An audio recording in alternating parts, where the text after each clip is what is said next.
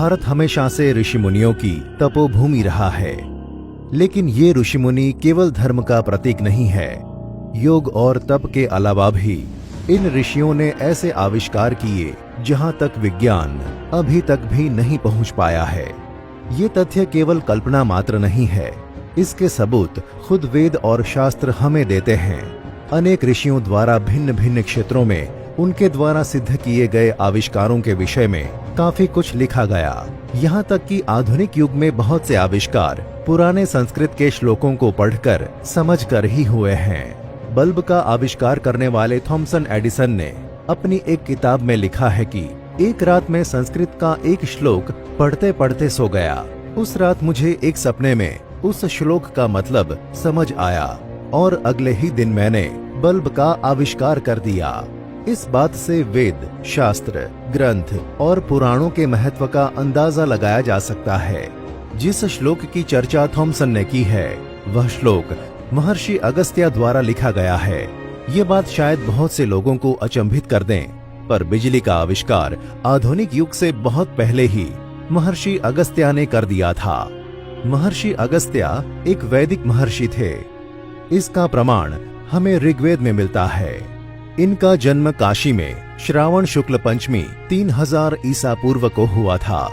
वर्तमान में वह स्थान अगस्त्य कुंड के नाम से भी प्रख्यात है। महर्षि अगस्त्य राजा दशरथ जी के गुरु होने के साथ साथ सप्त ऋषियों में से एक थे। महर्षि अगस्त्य ने अगस्त्य संहिता नाम के ग्रंथ की रचना की थी। इस ग्रंथ की प्राचीनता और सत्य पर बहुत से शोध हुए और काफी हद तक इसे सही भी पाया गया। इस ग्रंथ की बहुत चर्चा हुई। एक बात जो सबको हैरान कर देने वाली थी वो ये कि इस ग्रंथ में विद्युत उत्पादन से संबंधित सूत्र मौजूद हैं। वो श्लोक कुछ इस प्रकार से हैं। संस्थाप्य मृण्मये पात्रे ताम्रपत्रम सुसंस्कृतम छादयेत् शिखिग्रीवेन चार्दाभिः काष्ठपांशुभिः दस्तालोष्टो निधात्वयः पार्दाच्छादितस्ततः संयोगा जायते तेजो मित्रा वरुण संगीतम। अगस्त्य संहिता अर्थात एक मिट्टी का पात्र लें, उसमें ताम्र पट्टी का यानी कि कॉपर शीट डालें तथा शिखी ग्रीवा यानी कि कॉपर सल्फेट डालें। फिर बीच में गीली काष्ठ पांसु यानी कि वेट सॉ डस्ट लगाएं। ऊपर पारा यानी कि मर्क्यूरी तथा दस्तलोष्ट यानी कि जिंक डालें। फिर तारों को मिलाएंगे तो उससे मित्रा वरुण शक्ति यानी कि इलेक्ट्रिसिटी का उदय होगा। अगस्त्य संहिता में विद्युत का उपयोग इलेक्ट्रोप्लेटिंग के लिए करने का भी विवरण लिखा हुआ है। उन्होंने बैटरी द्वारा तांबा या सोना या चांदी पर पॉलिश चढ़ाने की विधि निकाली। अतः अगस्त्य को कुंभोद्भव यानी कि बैटरी बॉर्न भी कहा जाता है। केवल यही नहीं, बिजली उत्पादन के अलावा महर्षि अगस्त्य का अन्य महत्वपूर्ण योगदान मार्शल आर्ट्स के क्षेत्र में है। महर्षि अगस्त्य केरल के मार्शल आर्ट कलरीपायट्टू की दक्षिणी शैली वर्मक्कलई के संस्थापक आचार्य या दूसरे शब्दों में कहूँ तो आदि गुरु हैं। महर्षि अगस्त्य की महिमा बिजली उत्पादन और मार्शल आर्ट तक सीमित नहीं है। विमान उड़ाने संबंधी दी गई उनकी जानकारी सराहनीय है। यहाँ तक कि बॉलीवुड ने एक मूवी भी बनाई है जिसमें दो लोग इन्हीं श्लोकों की मदद से सच में विश्व का पहला हवाई जहाज बनाते हैं। फिल्म का नाम हवाई ज्यादा है। बताया जाता है कि यह कहानी सत्य घटना पर आधारित है। गुब्बारे से लेकर विमान उड़ाने तक की प्रक्रिया के बारे में उन्होंने बताया है। वायु बंधक वस्त्रेण सुबद्धो यनमस्तके उदानस्य लघुत्वेन विभ्यर्त्याकाशयानकम। अर्थ, उदान वायु यानी कि हाइड्रोजन को वायु प्रतिबंधक वस्त्र में रोका जाए तो यह विमान विद्या में काम आता है।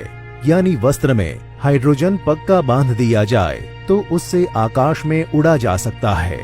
जल नौकेव यानम यद विमानम व्योमनि कीर्तितम कृमिकोश समुद्गतम कौशेयमिति कथ्यते सूक्ष्मा सूक्ष्मौ मृदुस्थलै ओतप्रोतो यथाक्रमम् वैतानत्वं च लघुता च कौशेयस्य गुणसंग्रह कौशेय छत्रम कर्तव्यम सारणा कुचनात्मकम छत्रम विमाना द्विगुणम आयामादौ प्रतिष्ठितम। इन पंक्तियों में कहा गया है कि विमान वायु पर उसी तरह चलता है जैसे जल में नाव चलती है। तत्पश्चात इन पंक्तियों में गुब्बारों और आकाश छत्र के लिए रेशमी वस्त्र सुयोग्य कहा गया है, क्योंकि वह बड़ा लचीला होता है। वायु पूर्ण वस्त्र। प्राचीन काल में ऐसा वस्त्र बनता था जिसमें वायु भरी जा सकती थी। उस वस्त्र को बनाने की विधि अगस्त्य संहिता में कुछ इस प्रकार से है। रेशमी वस्त्र पर अंजीर, कटहल, आम्ब, अक्ष, कदम्ब, मीराबोलिन वृक्ष के 3 प्रकार और दालें, इनके रस या सत्व के लेप किए जाते हैं। तत्पश्चात सागर तट पर मिलने वाले शंख आदि और शर्करा का घोल यानी द्रव सिरा बनाकर वस्त्र को भिगोया जाता है। फिर उसे सुखाया जाता है। फिर उसमें उदान वायु भरकर उड़ा जा सकता है।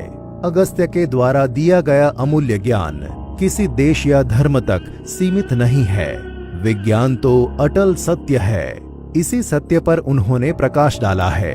लेकिन आगे चलकर युग परिवर्तन के दौरान जब नए धर्म समाज में अपना स्थान बन रहे थे, तब इन आविष्कारों को धार्मिक रंग रूप दे दिया गया।